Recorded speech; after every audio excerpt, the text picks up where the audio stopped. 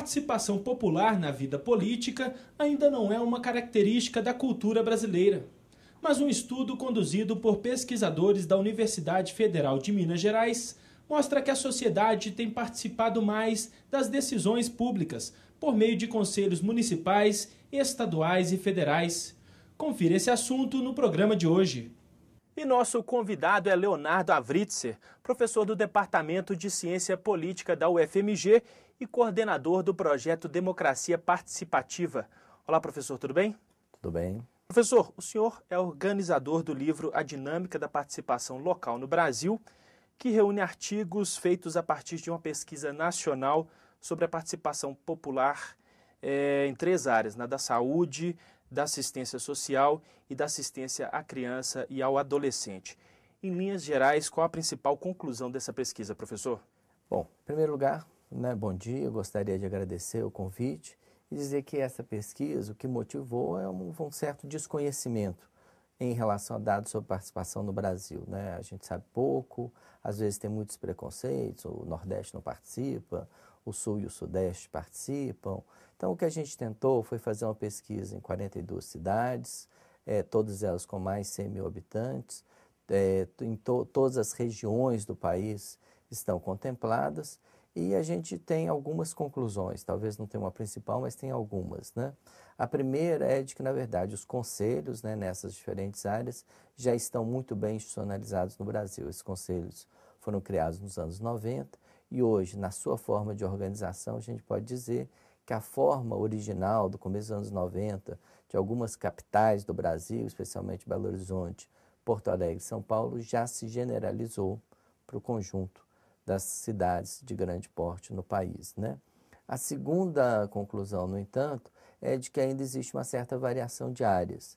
Existem áreas onde a população participa mais, está mais organizada, tem mais influência em algumas políticas, é o caso da saúde, e outras nas quais ainda essa participação ela ainda deixa um pouco a desejar. Ela está aumentando, tem mais influência dos chamados usuários do serviço na participação, mas ainda assim a área da assistência social e da criança e do adolescente, essa participação ainda deixa um pouco a desejar. E a terceira conclusão, talvez a mais importante, é onde a participação é realmente efetiva no Brasil, existe melhor desempenho das políticas sociais. Certo. E podemos dizer, de um modo geral, que os brasileiros estão participando mais da vida política do país? Olha, aí mais uma vez vale a pena a gente fazer algumas considerações. Historicamente, o Brasil foi um país de baixa participação política. Só para a gente pegar um exemplo, na cidade de Belo Horizonte, entre 1900 e 1970, a cidade de Belo Horizonte foram criadas 70 associações de bairro, uma por ano.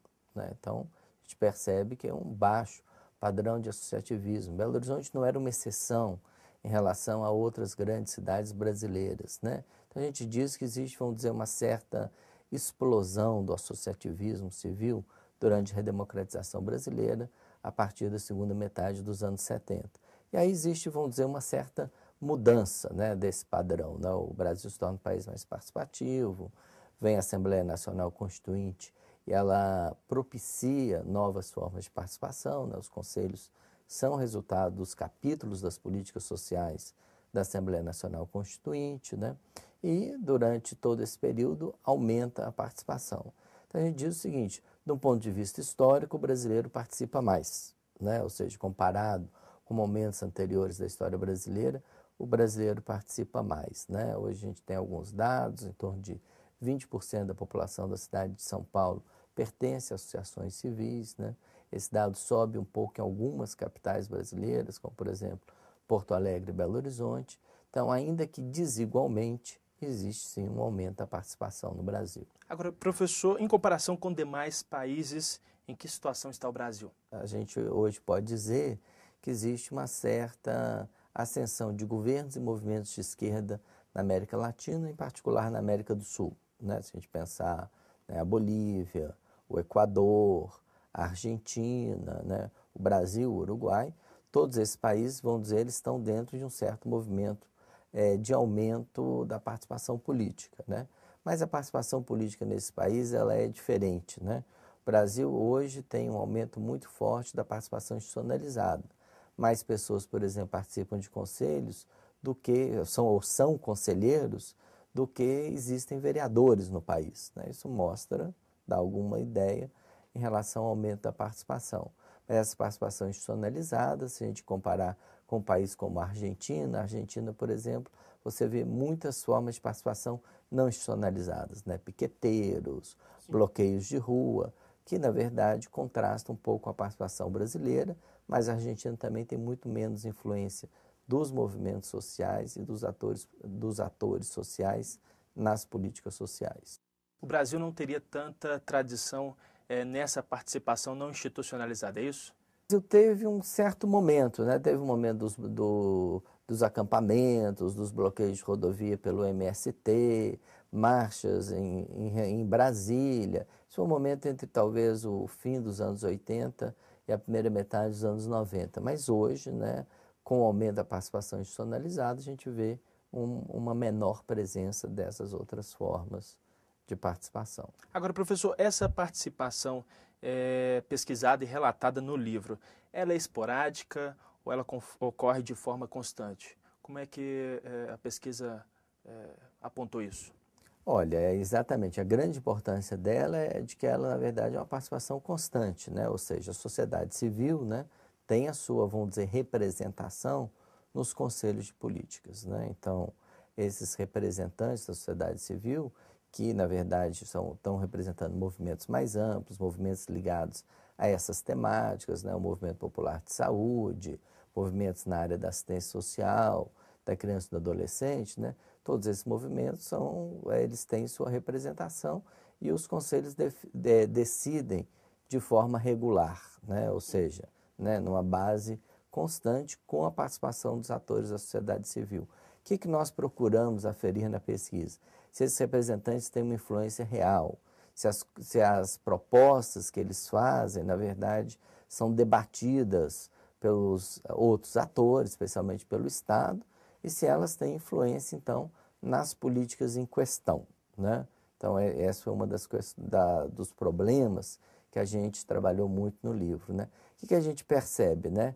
Que, frequentemente, de fato, nos conselhos, especialmente naquelas áreas com mais tradição, existem, na verdade, debates em torno dos objetivos da política.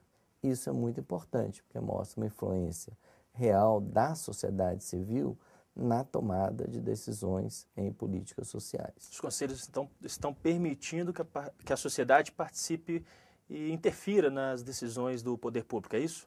Exatamente, nessas áreas. Agora, significa que todas as decisões passam pelos conselhos, que toda a política passa pelos conselhos? Aí nós ainda não temos, vamos dizer, evidências muito conclusivas.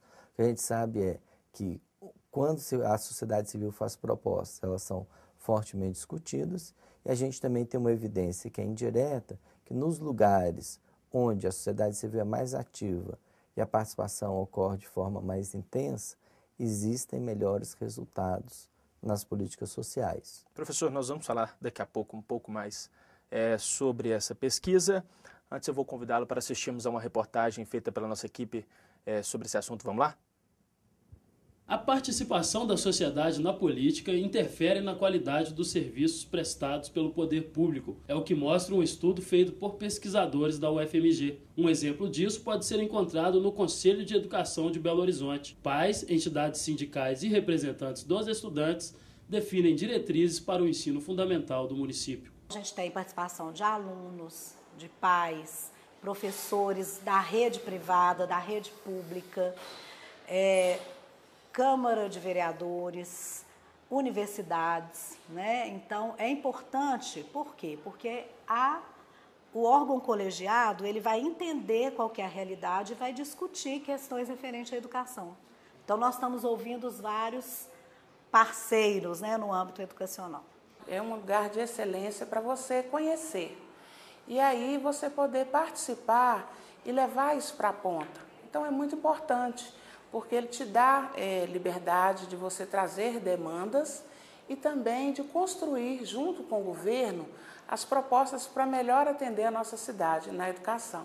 Mas não é só por meio dos conselhos que a sociedade busca interferir na vida pública.